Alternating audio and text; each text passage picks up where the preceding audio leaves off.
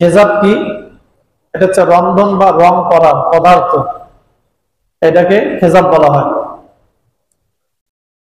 পরিভাষা হচ্ছে মেহেদি কিংবা কোনো প্রকার উদ্ভিদ যা দ্বারা দাড়ি চুল রঙিন করাকে বোঝায়, এটাকে বলা হয় হেজাব।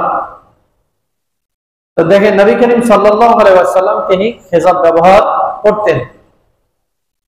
হযরতে ওসমান ইবনে মাওহাব তিনি বলেন, সুইলা আবু হুরায়রা রাদিয়াল্লাহু তাআলা আনহু, হযরতে আবু হুরায়রা রাদিয়াল্লাহু তাআলা আনহুকে প্রশ্ন করা হলো, জিজ্ঞাসা করা হলো যে হাল খাযাবা রাসূলুল্লাহ সাল্লাল্লাহু আলাইহি ওয়াসাল্লাম, নবী করিম সাল্লাল্লাহু আলাইহি ওয়াসাল্লাম কি হেজাব ব্যবহার করতেন? তখন হযরত আবু হুরায়রা রাদিয়াল্লাহু তাআলা আনহু তিনি বললেন, নাম, হ্যাঁ, নবী করিম সাল্লাল্লাহু আলাইহি ওয়াসাল্লাম হেজাব ব্যবহার করতেন। সম্মানিত ভাইয়েরা, এখন এই হেজাবটা কি রঙের ব্যবহার করতে হবে? হাদিসে লাল রং অর্থাৎ যেটা মেহেদি রং কিংবা হালকা হলুদ রং, এই শ্রেণীর রং ব্যবহার করার কথা বলা হয়েছে। আমাদের সমাজে এক শ্রেণীর মানুষ আছে, তারা বিভিন্ন যুক্তি দেখায় কালো কলপ যেটা রং যেটা এইটাকে ব্যবহার করার ফতোয়া মারে। আছে না কিছু মানুষ? আছে। সম্মানিত ভাইয়েরা, দেখেন কালো রং যদি কেউ করে, অর্থাৎ দাড়ি কিংবা মাথার চুল যদি কেউ কলপ করে, নবী করিম সাল্লাল্লাহু আলাইহি সাল্লাম কত কঠিন কথা বলছেন ভাইরা। হযরতে আব্দুল্লাহ ইবনে আব্বাস রাদিয়াল্লাহু তাআলা আনহু তিনি হাদিসটি বর্ণনা করেছেন। তিনি বলেন, ক্বালা রাসূলুল্লাহ সাল্লাল্লাহু আলাইহি ওয়াসাল্লাম, রাসূলুল্লাহ সাল্লাল্লাহু আলাইহি সাল্লাম বলেছেন, ইয়াকুনু কওমুন ইয়াখদিবুনা ফি আখিরিজ জামান বিস-সাওয়াদ, শেষ জামানায় এমন কিছু মানুষের আবির্ভাব ঘটবে যারা কালো রং দিয়ে খেজাব করবে। কালো রং দিয়ে কি করবে? খেজাব করবে, অর্থাৎ কলপ করবে। তাহওয়াসিলুল হামাম, যে রংটা হচ্ছে কবুতরের বুকের কালো অংশের মতো। কবুতরের বুকের যে কালো অংশ আছে, যে কালো রংটা আছে, এটার সাথে তুলনা করা হয়েছে। এই রকমের রং ব্যবহার করবে, কালো রং ব্যবহার করবে, এমন সব মানুষের আগমন ঘটবে শেষ জামানায়। এরপরে দেখেন নবী করিম সাল্লাল্লাহু আলাইহি সাল্লাম বলেন, লা ইয়ারিহুনা রাইহাতাল জান্নাহ, যারা কালো রং দিয়ে চুল কিংবা দাড়ি খেজাব করবে, কলপ করবে, আল্লাহর নবী বলেন তারা জান্নাতের সুঘ্রাণও পাবে না। চিন্তা করছেন ভাইরা, কত বড় কথা! জান্নাতের সুঘ্রাণ পাওয়া যাবে না। কোন ব্যক্তি যদি কালো রং ব্যবহার করে, এই কালো রং ব্যবহার করা যাবে না ভাইরা। এবং হাদিসে, অনেক হাদিসে নবী করিম সাল্লাল্লাহু আলাইহি সাল্লাম কালো রং ব্যবহার করতে নিষেধ করছেন। কালো রং ব্যবহার করা যাবে না। দেখেন হযরতে আবু বকর রাদিয়াল্লাহু তাআলা আনহুর পিতা হযরতে কুহাফা, হযরত আবু বকরের পিতার নাম হচ্ছে কুহাফা, তিনি মক্কা বিজয়ের দিনে ইসলাম গ্রহণ করেছেন। তো যখন তাকে নবী করিম সাল্লাল্লাহু আলাইহি সাল্লামের দরবারে নিয়ে আসা হলো, তখন দেখা হলো যে উতিয়া বিআবি কুহাফা ইয়াওমা ফাতিহ মক্কা ওয়া রাসুহু ওয়া লিহিয়াতুহু কাসাগামাতি বাইদা। হযরত আবু বকর রাদিয়াল্লাহু তাআলা আনহুর পিতা হযরত কুহাফার দাড়ি এবং চুল সাদা ধবধবে, সাদা ধবধবে। নবী করিম সাল্লাল্লাহু আলাইহি সাল্লাম তখন বললেন, সাহাবায়ে কেরামকে উদ্দেশ্য করে বললেন যে গায়িরু হাযা বিশাইইন, তোমরা তার এই যে চুলটা, সাদা চুল এবং দাড়ি, তোমরা কোন রং দিয়ে সেটা পরিবর্তন করে দাও, কোনো কিছু দিয়ে পরিবর্তন করে দাও। মানে এই যে সাদাটা আছে, সাদাটা রাখিও না, তবে খবরদার ওয়াস্তানিবুস সাওদা, কালো রং দিবা না, কালো রং থেকে দূরে থাকবা। কালো রং বাদে যে মেহেদি রং আছে, এইটা, এই রং দিয়ে তার যে চুলের যে শুভ্রতা, দাড়ির যে শুভ্রতা, এটাকে পরিবর্তন করে দাও। সুবহানাল্লাহ বলবেন না? সম্মানিত ভাইরা, দেখেন নবী করিম সাল্লাল্লাহু আলাইহি ওয়াসাল্লাম নিষেধ করেছেন, কালো রং ব্যবহার করা যাবে না। আর আমরা কালো রংটাই বেশি ব্যবহার করি। কালো রং ব্যবহার করলে নিজেকে একটু ইয়ং ইয়ং মনে হয়। হয় না? যতই ইয়াং মনে করেন নিজেকে, যতই মনে করেন আগুন গই হয় বহুরা ফিরিয়াই হয়, গায়রে যৌবন ফিরিয়া ওঠ নাহি, যতই আপনি পালিশ মালিশ লাগান না কেন, যৌবন যে চলে গেছে এটা কখনো ফিরে আসবে না। আসবে? আসবে না। তো কালো লাগায় করবেনটা কি? মানে মানুষকে দেখাবেন যে না আমি এখনো বুড়ো হই নাই, ইয়ংয়ে আছি। হ্যাঁ ভাইরা আমার, এই কাজ করা যাবে না, কালো রং ব্যবহার করা যাবে না। এরপরে নবী করিম সাল্লাল্লাহু আলাইহি ওয়াসাল্লাম পাগড়ি ব্যবহার করতেন। কিছু মানুষ আছে পাগড়ি দেখলে নাক ছিটকায়, আছে না? আপনার ভেতরে যদি এই স্বভাব থাকে ভাই, তওবা করেন, আপনাকে তওবা করতে হবে। পাগড়ি দেখে যদি আপনি নাক ছিটকান, তাহলে নবী করিম সাল্লাল্লাহু আলাইহি ওয়াসাল্লামের সুন্নতকে আপনি কটাক্ষ করলেন। আর আল্লাহর পয়গম্বরের সুন্নতকে শুধু আপনি কটাক্ষ করছেন, তার আল্লাহর পয়গম্বরকে কটাক্ষ করছেন।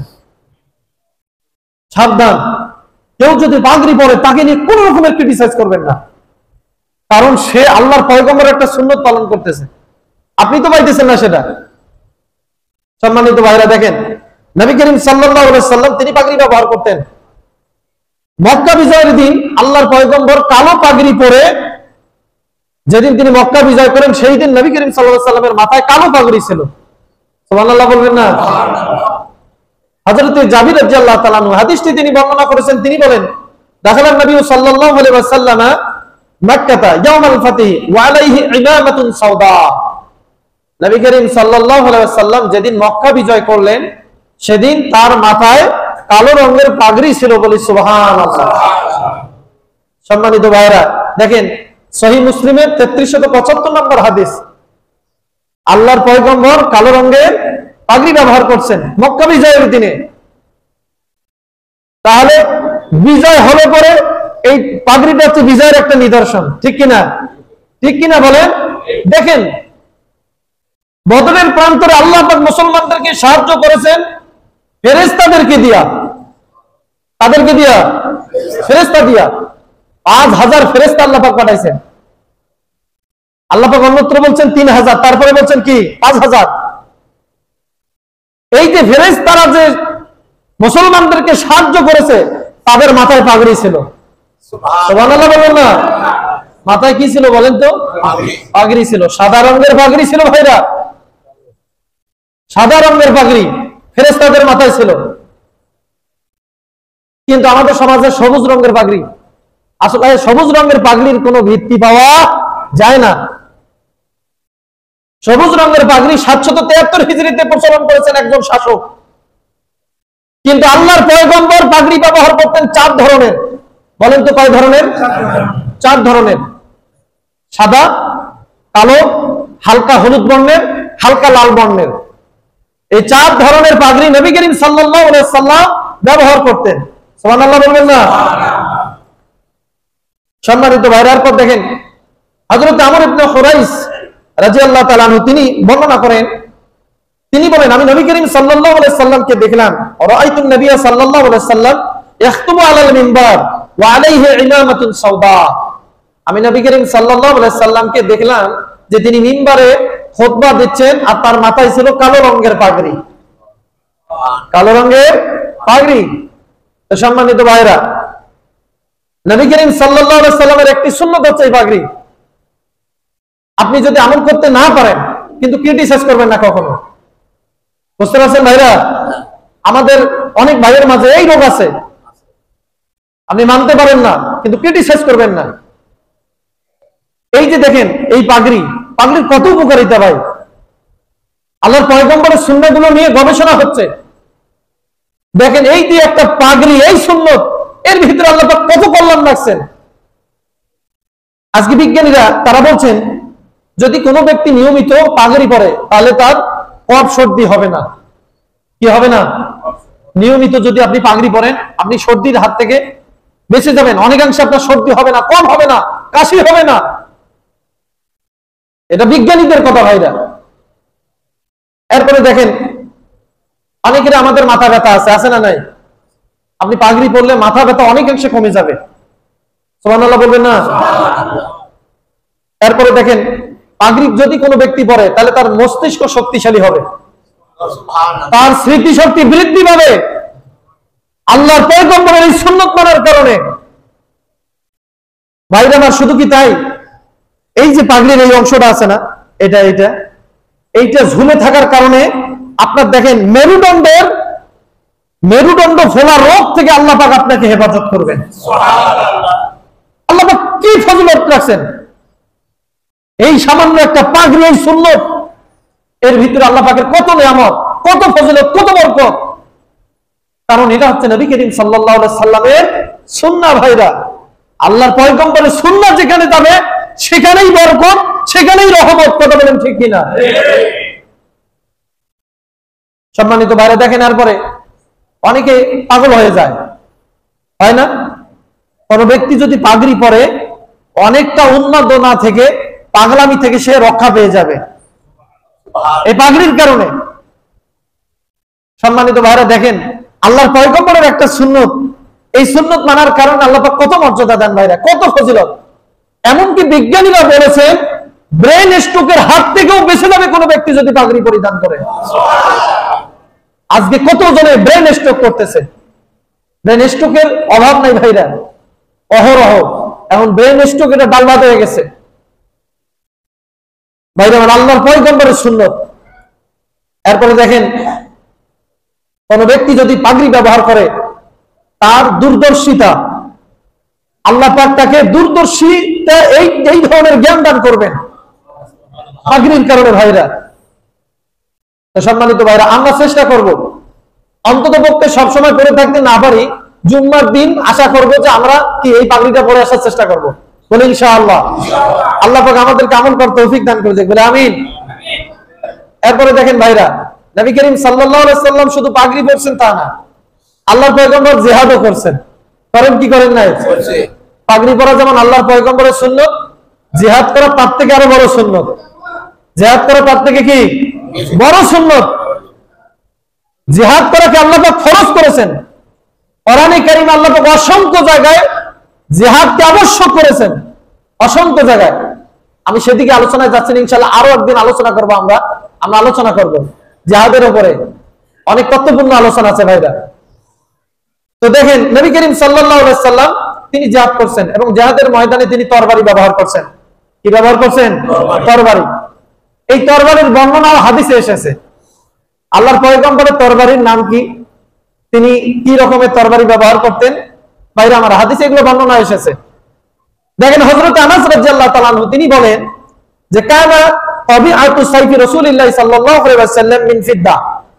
আল্লাহর পয়গম্বরের যে তরবারি ছিল, মানে তরবারি ছিল, এই তরবারির হাতলটা এইটা ছিল মানে রূপা দিয়া মোড়ানো। হাতলটা ছিল কিসের? রূপার। তো সম্মানিত ভাই, আল্লাহর পয়গম্বর তরবারির অনেক বর্ণনা এসেছে। তো নবী করিম সাল্লাল্লাহু আলাইহি সাল্লাম কতগুলো তরবারি ব্যবহার করতেন?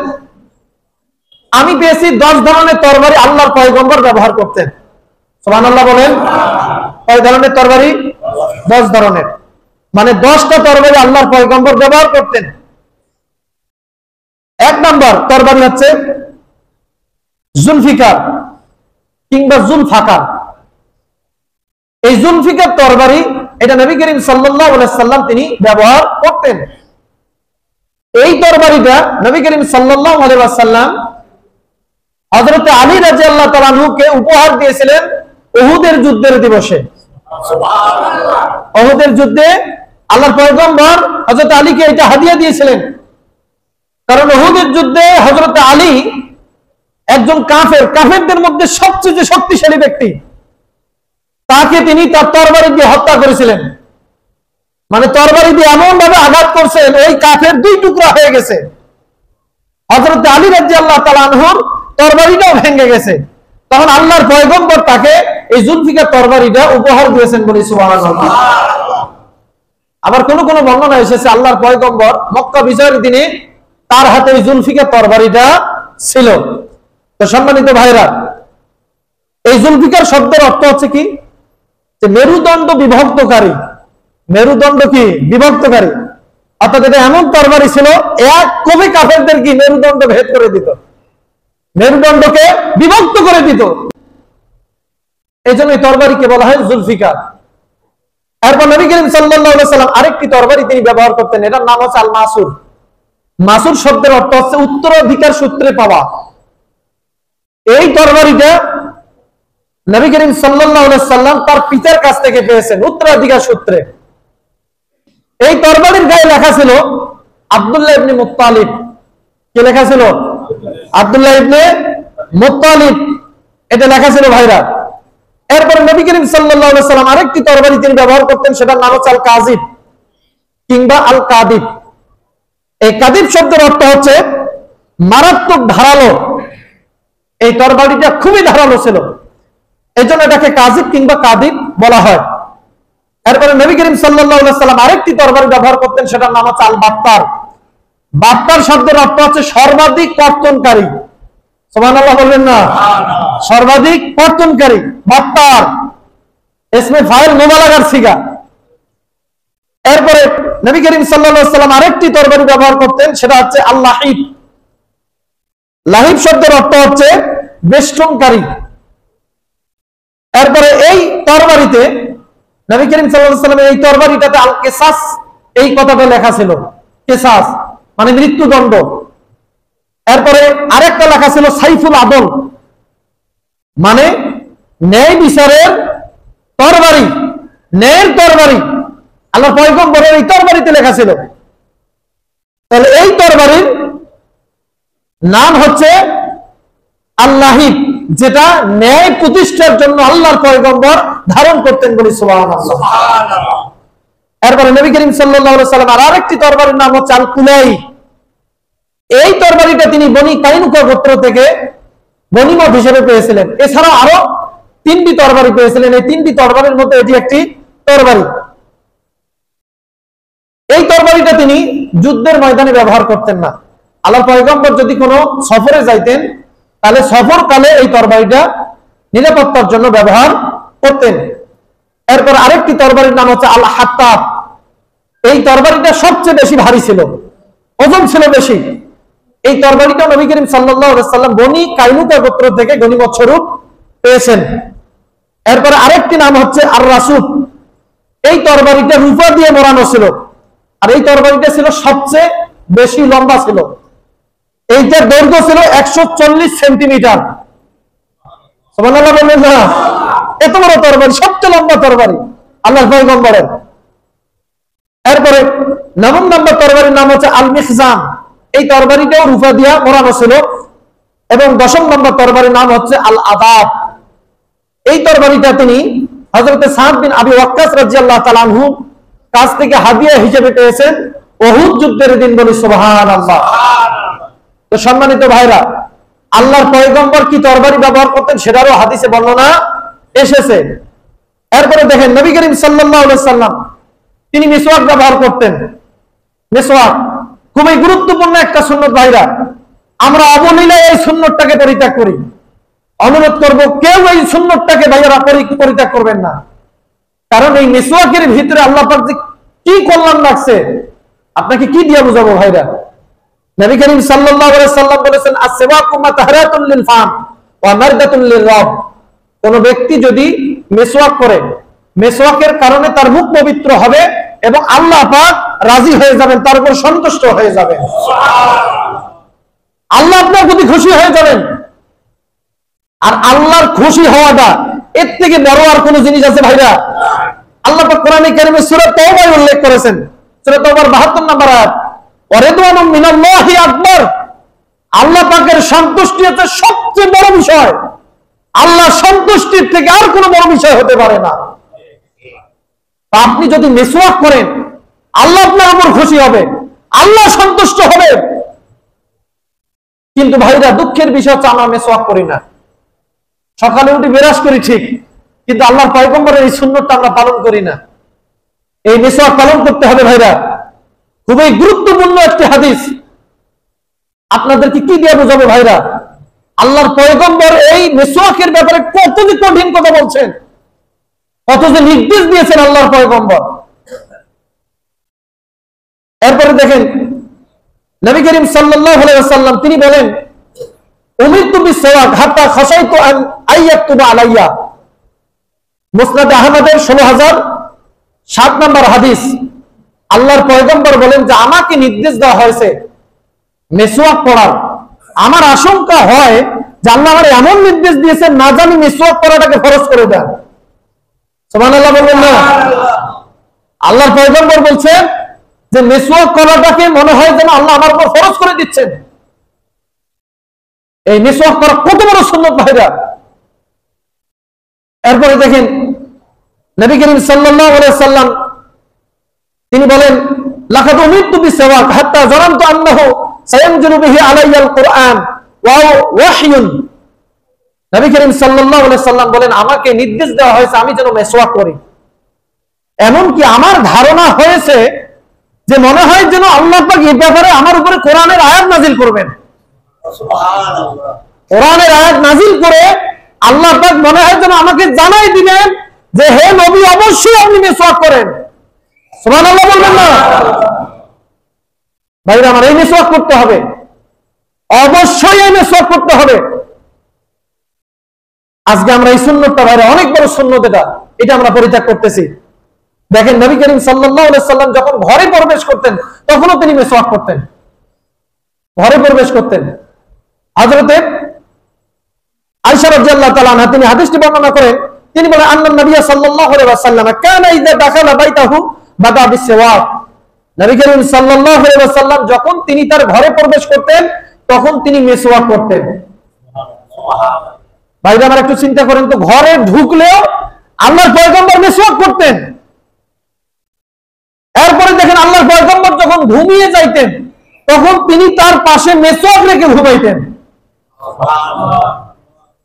হযরতে আব্দুল্লাহ ইবনে ওমর রাদিয়াল্লাহু তাআলা তিনি হাদিসটি বর্ণনা করেন, তিনি বলেন আন্না রাসূলুল্লাহ সাল্লাল্লাহু আলাইহি সাল্লাম কানা লা ইয়ানামু ইল্লা ওয়াসওয়াক ইল্লা ওয়াসওয়াকু ইনদা ফাইজা ইস্তাইকাযা বাদা বিসওয়াক। নবী করিম সাল্লাল্লাহু আলাইহি সাল্লাম যখন তিনি ঘুমাইতেন, শয্যা গ্রহণ করতেন, তখন তিনি তার মেসওয়াক পাশে রেখে ঘুমাইতেন এবং ঘুম থেকে যখন তিনি জাগ্রত হতেন, ঘুম থেকে জাগ্রত হওয়ার পর আল্লাহর পয়গম্বর সর্বপ্রথম মেসওয়াক করতেন। সুবহানাল্লাহ। তাহলে সম্মানিত ভাইরা একটু চিন্তা করেন তো মেসওয়াক কত বড় সুন্নত। এরপর আল্লাহর পয়গম্বর ওযু করার পূর্বেও মেসওয়াক করতেন। এই যে আমরা নামাজ পড়ি, ওযু করি, ওযুর পূর্বেও কি মেসওয়াক করার নির্দেশ আল্লাহর পয়গম্বর দিয়েছেন। হযরত আয়েশা রাদিয়াল্লাহু তাআলা আনহা তিনি বলেন আন্নান নবী সাল্লাল্লাহু আলাইহি ওয়াসাল্লাম কানা লা ইয়ারকুদু মিন কুল্লি মিন লাইলিন ওয়া নাহারিন। আল্লাহর পয়গম্বর যখন তিনি ঘুম থেকে জাগ্রত হতেন, সেটা দিনের বেলায় হোক কিংবা রাতের বেলায় হোক, ফায়াস্তাইকিযু ইল্লা তাসাওয়াকা ক্বাবলা আন ইয়াতাওয়াদ্দা। আল্লাহর পয়গম্বর ঘুম থেকে জাগ্রত হওয়ার পরে ওযু করার পূর্বে তিনি মেসওয়াক করতেন। সুবহানাল্লাহ বলবেন না ভাইরা? সম্মানিত ভাইরা, আল্লাহর পয়গম্বর এই মেসওয়াকটাকে কত গুরুত্ব দিয়েছেন ভাইরা। এমনকি আল্লাহর পয়গম্বর মৃত্যুর পূর্ব মুহূর্তে মেসওয়াক করেছেন। সুবহানাল্লাহ। মেসওয়াক কত বড় সুন্নত। আল্লাহর পয়গম্বর মারা যাচ্ছেন এমন অবস্থা আল্লাহর পয়গম্বর মেসওয়াক ছেড়ে দেন নাই। হযরত আয়েশা রাদিয়াল্লাহু তাআলা আনহা তিনি বলেন যে নবী করিম সাল্লাল্লাহু আলাইহি সাল্লাম তুফিয়ান নবী সাল্লাল্লাহু আলাইহি ওয়াসাল্লাম ফি বাইতি ওয়া ফি ইয়াউমি ওয়া বাইনা সাহরি ওয়া নাহরি। নবী করিম সাল্লাল্লাহু আলাইহি সাল্লাম যেদিন ইন্তেকাল করেন সেদিন আমার বাড়িতে থাকার তার পালা ছিল। আল্লাহর পয়গম্বর আমার বুকের উপরে তিনি ইন্তেকাল করেছেন। সুবহানাল্লাহ। আমার মক্কাদেশে মাথা রেখে আল্লাহর পয়গম্বর ইন্তেকাল করেছেন। হযরত আয়েশা রাদিয়াল্লাহু তাআলা আনহা তিনি বলেন এরপরে সাহাবায়ে কেরাম যারা যেটুকু পাচ্ছে তারা সূরা কেরাত করে আল্লাহর পয়গম্বরকে দম করতেছেন, ফু দিতেছেন, ঝাড়ফুঁক করতেছেন। সাহাবায়ে কেরাম হযরত আয়েশা রাদিয়াল্লাহু তাআলা আনহা তিনি বলেন আমিও আল্লাহর পয়গম্বরকে ঝাড়ফুঁক করলাম। এমন অবস্থা আমার ভাই হযরতে আব্দুর রহমান ইবনে আবু বকর সে আসলো, আল্লাহর পয়গম্বরের কাছে আসলো এবং তার হাতে ছিল